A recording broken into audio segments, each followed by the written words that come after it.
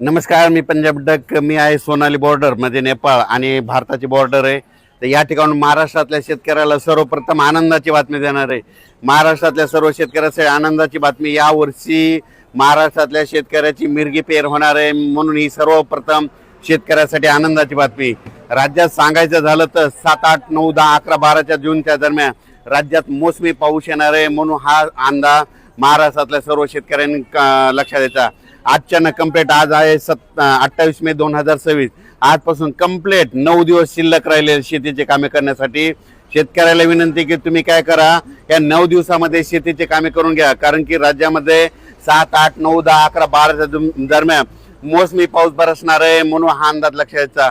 आणि सर्वप्रथम सांगू इच्छितो की राज्यामध्ये सांगायचं झालं तर की हे जे मोसमी पाऊस आहे, तर खरं तर पहिलं तर काय होणार आहे, 31 मे पासूनच 31 मे 1, 2, 3, 4, 5 जूनच्या दरम्यानमध्ये पूर्व विदर्भ, काही भागात पश्चिम विदर्भ, दक्षिण महाराष्ट्र, उत्तर महाराष्ट्र, कोकणपट्टी, खानदेश, मराठवाडा सगळीकडे काय होणार आहे, काही भागामध्ये 1 जूनला येईल, काही भागात 2ला, काही 3ला, काही 4, 5, 6, 6 जूनपर्यंत दररोज वेगवेगळ्या भागात चांगला जोराचा पाऊस पडणार आहे, म्हणून हा अंदाज महाराष्ट्रातल्या शेतकऱ्यांना लक्षात यायचा.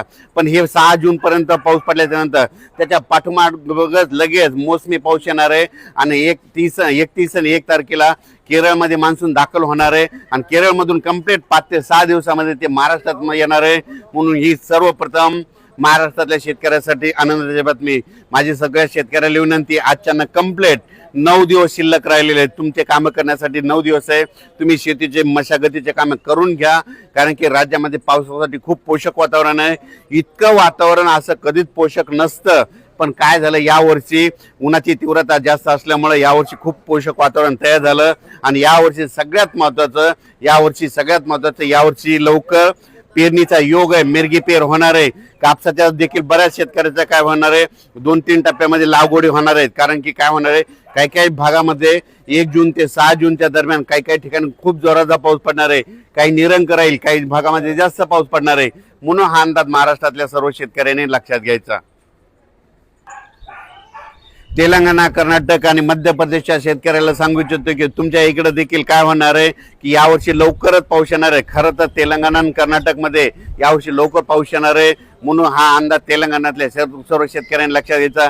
कर्नाटकच्या देखील सर्व शेतकऱ्यांनी अंदाज लक्षात घ्यायचा. आंध्र प्रदेशच्या शेतकऱ्यांनी देखील अंदाज लक्षात घ्यायचा आणि आपण आपल्या पेरणीचं नियोजन लावायचं. सांगायचं झालं तर यावर्षी सगळ्यात महत्त्वाचं म्हणजे एवढं पोषक वातावरण कधीच नसतं, पण यावर्षी सगळ्यात चांगलं वातावरण आहे. मी म्हटलं होतं ना, 2026ला शेतकऱ्याची पिकं चांगली आहे ना. ज्या वर्षी पेरणी लवकर होते त्या वर्षी शेतकरी मालामाल होतो, म्हणून हे लक्षात घ्यायचं. शेतकऱ्याला एक सांगू इच्छितो की यावर्षी देखील काय होणार आहे, ज्यांनी जर गडबड केली तर त्यांच्या काय होणार, 3 म्हणजे लवकर पेरणी होतील. मध्ये 7, 8, 9 ते मध्ये 15 पर्यंत काही जणांच्या पेरण्या होतील. त्याच्यानंतर काय होईल, 17, 18, 19च्या दरम्यान एक पाऊस येईल, त्याच्यामध्ये काही जाण्याचे होते.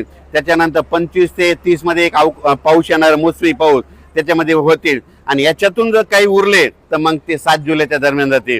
पण यावर्षी मात्र पेरणीचा खूप चांगला योग आहे, म्हणून अंदाज लक्षात.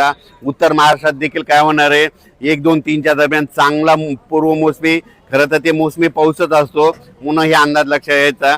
म्हणून हे लक्षात यायचं, चांगला पाऊस पडणार आहे. पण परिस्थिती अशी आहे की 7 जून नंतर जे पाऊस यायला ते पाठीमागून मोसमी पाऊस आहे, म्हणून ही सर्वप्रथम शेतकऱ्यासाठी आनंदाची बातमी. उत्तर महाराष्ट्रातल्या शेतकऱ्याच्या आनंदाची बातमी. घाटमाता कोकण परिसरातल्या शेतकऱ्यासाठी आनंदाची बातमी. त्याच्यानंतर विदर्भातल्या शेतकऱ्याची खास करून आनंदाची बातमी. यावर्षी लवकर पेरणीचे योग आहे. यावर्षी 7, 8 जून 10, 11, 12 दरम्यान राज्यात चांगला मोसमी पाऊस येणार आहे, म्हणून हे अंदाज लक्षात. पण हे मोसमी पाऊस येण्याच्या अगोदरच 31, 1, 2, 3, 4, 5, 6 जून पर्यंत दररोज महाराष्ट्रातल्या वेगवेगळ्या भागामध्ये विदर्भ, पूर्व विदर्भ, पश्चिम विदर्भ, दक्षिण महाराष्ट्र, उत्तर महाराष्ट्र, कोकणपट्टी, खानदेश दररोज वेगवेगळ्या भागात विखुरलेल्या स्वरूपाचा पाऊस पडणार आहे, म्हणून हा अंदाज सर्व शेतकऱ्यांनी लक्षात घ्यायचा. अचानक वातावरण बदल झाला तर लगेच एक मेसेज दिला जाईल. आणि हे जे अंदाज दिला आहे हे मी दिला आहे आपले सोनाली बॉर्डर, म्हणजे इकडे आता हे जे नेपाळ आहे याच्या 1 किलोमीटरच्या बाजूला आपला भारत लागतो आणि या ठिकाणी अंदाज दिलेला आहे.